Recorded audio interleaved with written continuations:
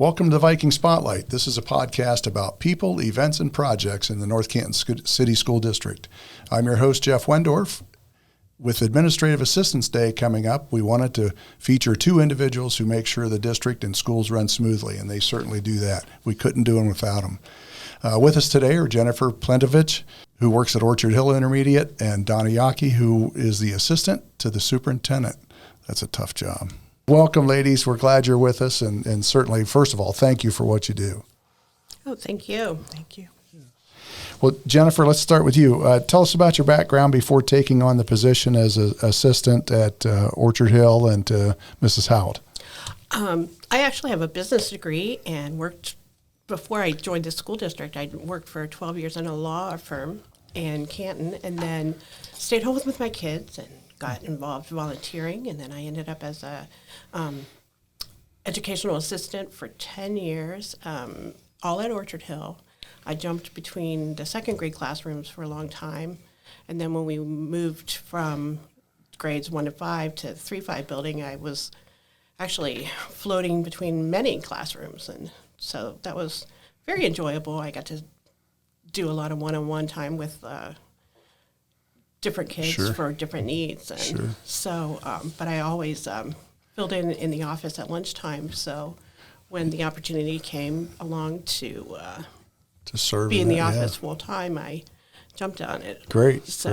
Well, that's neat. And we'll talk about transition from business world to school world. And so, you've been in that building for quite a while, as you said. And, what do you, a building secretary, I know what they do, I think. Maybe the question is, what don't you do? But what are the major responsibilities for you? I think one of the biggest things I think of, I was thinking about it, I think one of the biggest things that I think I probably am is sort of an ambassador for the school to the parents who call in or come in, because I'm really probably the first and sometimes only person that they see. Right. So I'm very conscious of that, and I enjoy talking to the kids' parents, and they I'm good with faces, good with names, so that is really helpful in that kind of a position. And so from absences to sick kids to missing homework to lost and found, which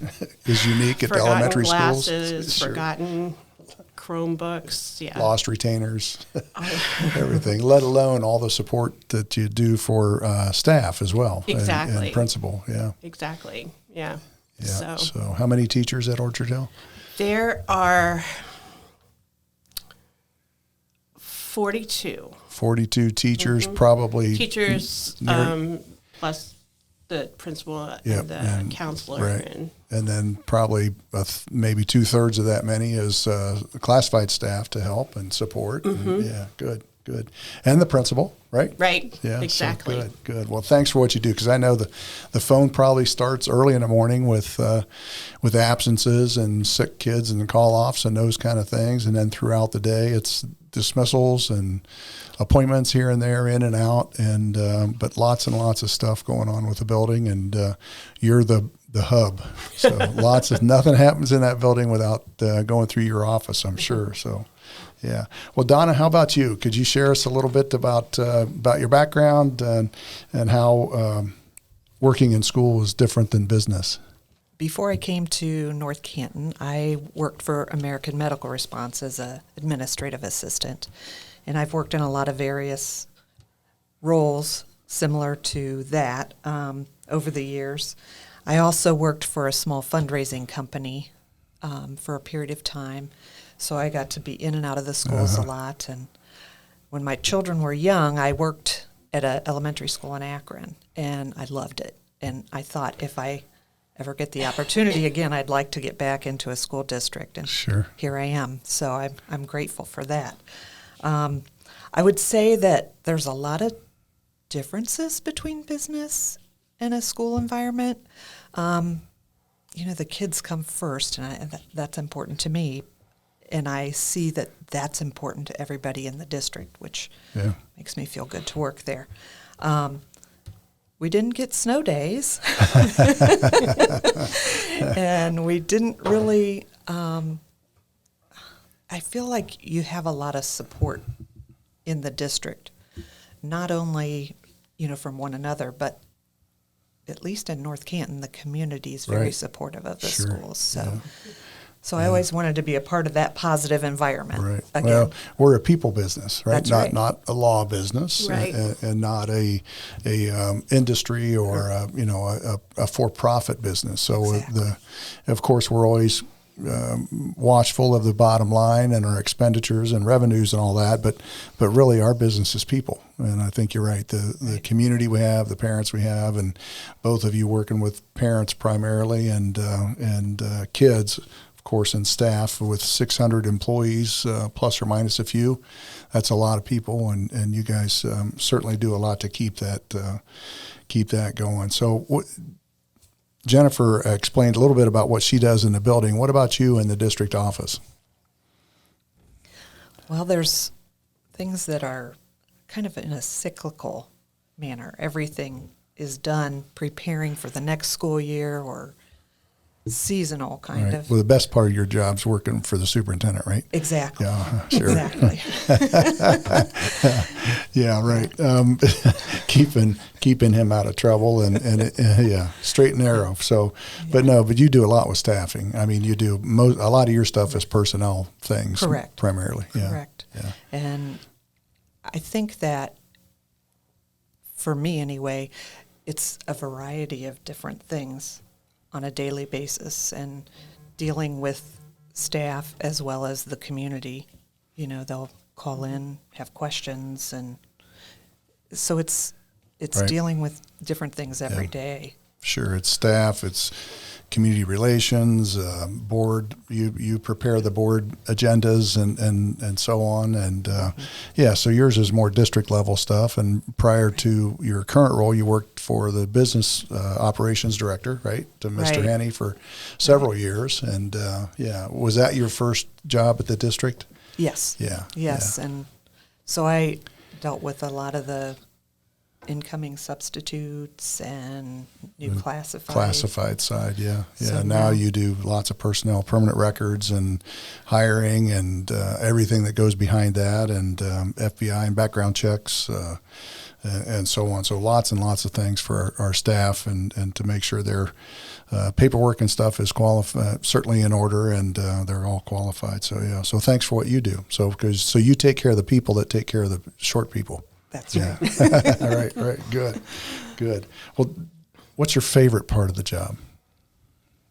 I would have to say the people in North Canton, the people I work with every day in the district office, but also throughout the community. It just amazes me how much they support us and take care of their kids so we can take care of their kids. Yeah, right. Yeah, good. It is a very proud and passionate and compassionate community, and Definitely. from parents especially, but also alum, and it's a very very great community to be in, and also that smaller community of district employees and parents that work together to get kids the best that we can get them. So yeah. So Jennifer, you're making a move to a new building next year. There's just a little bit going on. We're taking 5 buildings to 2, and you're going to join up forces with Greentown Intermediate. So what's on your mind? Oh my goodness, what isn't on my mind? I make list after list. I just keep thinking of things that, we have to take care of this, we have to take care of that, we have to make sure, when we did one of our recent safety drills, I'm like, we have to make sure that every room in that building has the appropriate postings in those buildings and the maps that we need. And I'm like, Tornado I'll put that map on the list. and fire drill maps. Tornado, lockdown, fire drill, they all have to have all those postings. I hope we have to remember to do that before we get started. Right. I mean, just so many things, making sure that everybody has what they need, everybody knows what they need to be doing, to be organized, to get ready to go. And then I think about all the stuff that comes under kind of my supervision, and how that has to be packed up and transferred over, and there's a lot to think about. Yeah, you're just to get there. You're the chief person in the building that gets people what they need, and that means having a lot of resources. So you're going to get a few extra boxes in order to collect your stuff and move your stuff. Yeah. So it's exciting and terrifying at the same time. It is. It's going to be something to look forward to. I was fortunate enough to be one of the people that got to go over and tour, and it's a beautiful facility, and it's going to be wonderful to work in. So yeah, it'll be really cool for the kids and the staff. And I think some of the building layout and the facilities and the design certainly improve functionality, safety, and certainly teaching and learning. But as far as your end at the main entrance there, it'll be certainly a lot better than some. As someone who's very cramped for space, I can appreciate that it's going to be way more wide open than I'm used to, and that I'll have places to put things. So. Right. Yep. It'll be good.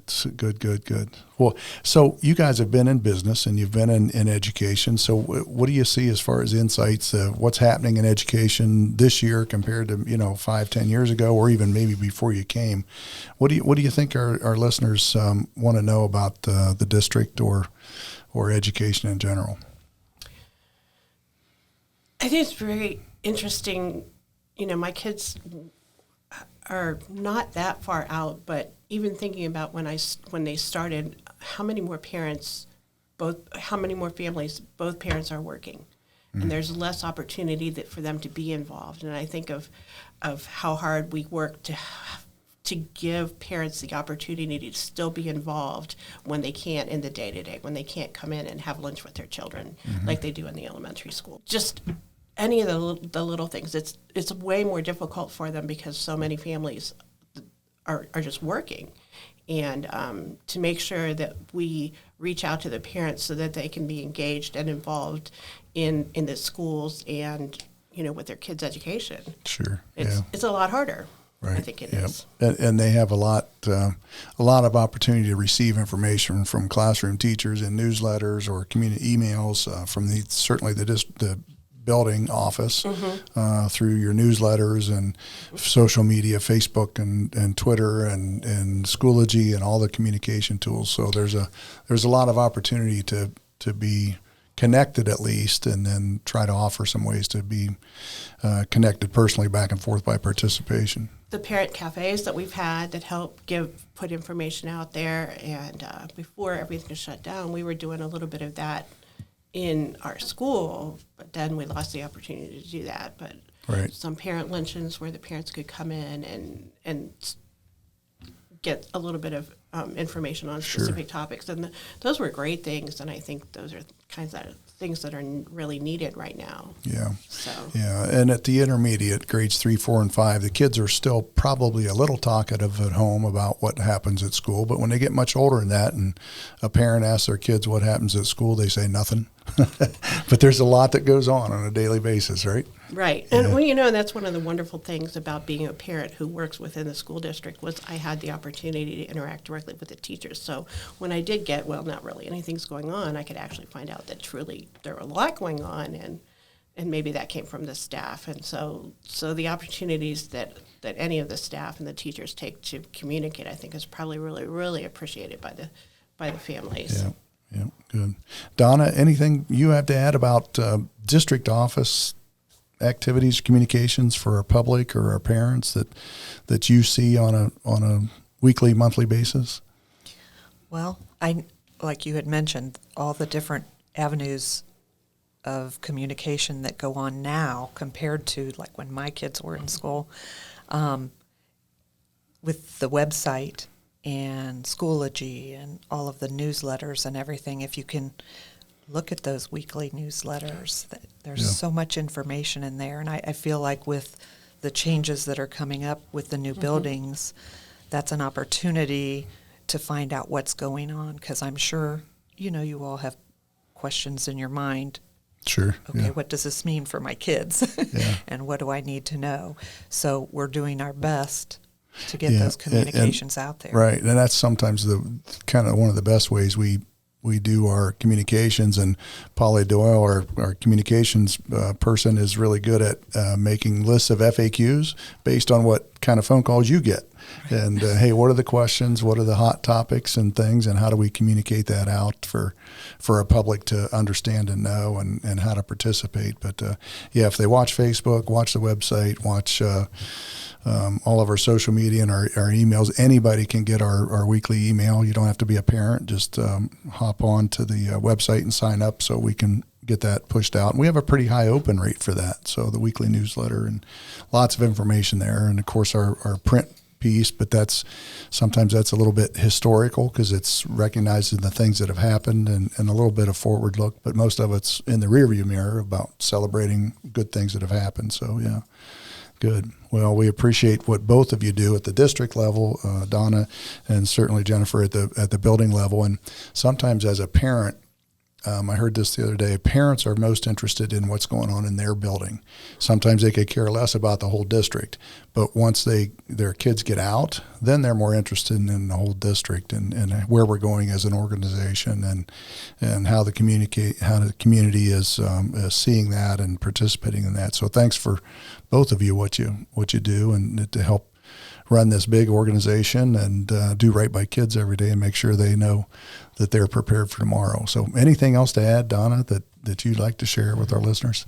Well, one of the things is I was thinking with the buildings, the new buildings, I had the opportunity to tour the 2 new buildings, and they're not finished, but they were incredible. So I just want to say that your children are going to be very lucky to be a part of this community and school district. And our staff, our administrators, our school board, they work really, really hard to make this a very safe environment for your kids so they can come and learn in a positive atmosphere and be prepared for their future. So I think you're really lucky to live in North Canton. Yeah, great place for kids. Yep, yes, good. Definitely. Thanks. Jennifer?